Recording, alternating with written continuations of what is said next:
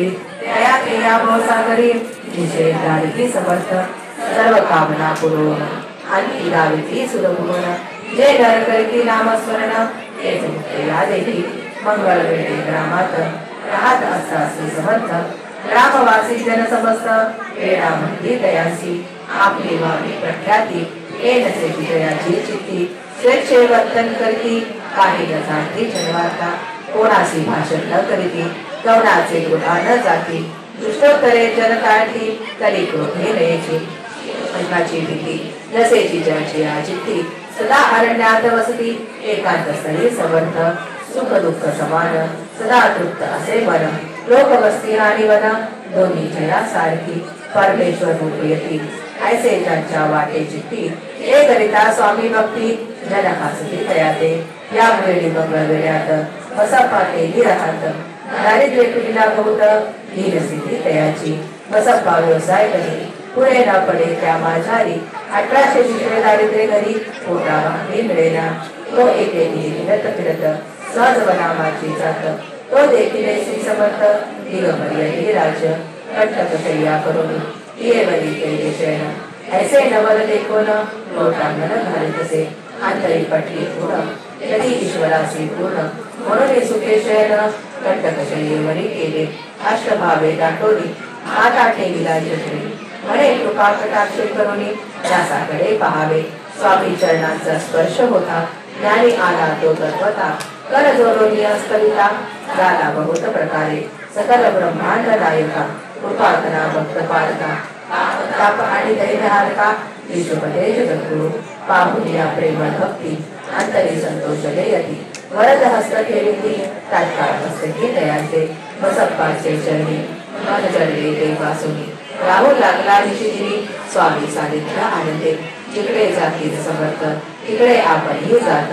ऐसे पाहुनी हसत कुटील जन तयांचे वेड्यांचा नादी लागला संसारी आहे सोडला घरदार विसरला वेडा झाला निश्चय बघ बसप्पाची कांता ऐकोनी या आईची वार्ता खरे तसे आकांता म्हणे घर बुडाले आधी सांगली धन परी बोल मजुरी करवण करीत होते उपजीवन आता काय करावे बसप्पा येता दुहासी दुष्टोत्तरे बोले त्यासी बडे सोडले संसारासी वेड काय लागले तरी बसप्पाचे चित्त स्वामी चढली आसक्त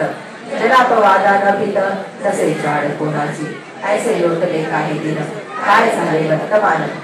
होते सावधान चित्त देवचे ऐकावे एके दिवशी अरण्यात बसप्पा स्वामी सेवा करीत तवा झाले असे रात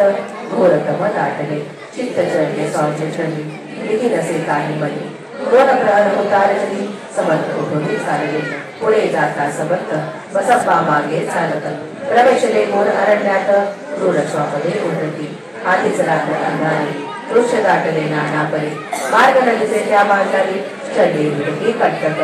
परी बसप्पाच्या चित्ती त्या वाटे काही भीती स्वामी चरणी चढली वृत्ती देह भारत सेची तो समर्थे केले नवन प्रगट झाले असंख्य व्यान भूभाग व्यापला सकळ हे जे अगदी समान पादस्पर्श सर्पा झाला बसप्पा भानावरी आला अपरिमित देखिला सर्पसमूह चोहीकडे शाखा अवलोकित तो सर्पमय दिसत मागे पुढे पाहत तो दिसत सर्पमय पाहुनी अशी परी दैविक झाला अंतरी तो तयासी मधुरोत्तरी समर्थ काय बोलले येऊ नको या सबरी जितके पाहिजे तितके घे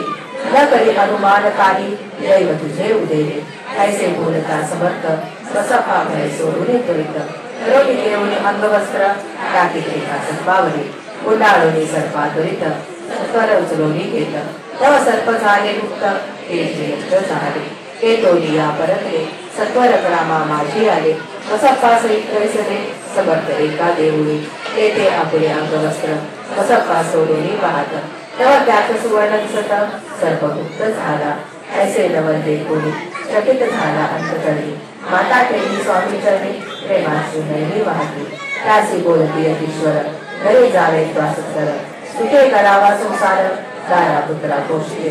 आनंदोनी मानसी बसप्पा केला दुहासी वर्तमान सांगता कांतेसी हेही अंतरी सुखावे कृपा होता समर्थाची वार्ता डोळ्याची दैन्याची याविषयी बसप्पाची गोष्ट साक्ष देत असे. असा तो बसप्पा भक्त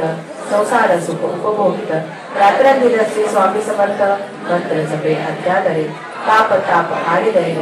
याची दर्शने दिसून राय ते पद रात्रंदिन प्रेमी विष्णू शंकर धाटी पुढे कथा सुंदर स्वामी सुताचे चरित्र मन करोनी अस्थिर सादर होऊन ऐकावे. इति श्री स्वामी चरित्रामृत नाना प्राकृत कथा संमत सदा भाविक परिसोत पंचवदशाध्याय बोधः. श्री स्वामी चरणारविंदस्तु श्रीमस्तु शुभं भवतु. अवधूत चिंतन श्री श्री अक्कलकोट स्वामी समर्थ महाराज की जय. अध्याय 16. श्री गणेशाय नमः. भक्तजन कारणार्थ गती रूपे श्री दत्त वरही प्रकट होत अक्कलकोटी वास केला. जे जे झाले त्यांचे भक्त राजश्रेष्ठ स्वामी सुत ऐकता त्यांचे चरित्र महादोष जातील. प्रसिद्ध मुंबई शहरात हरिभाऊ नामे विख्यात आनंद होते नांदत निर्वाह करीत रोखलेले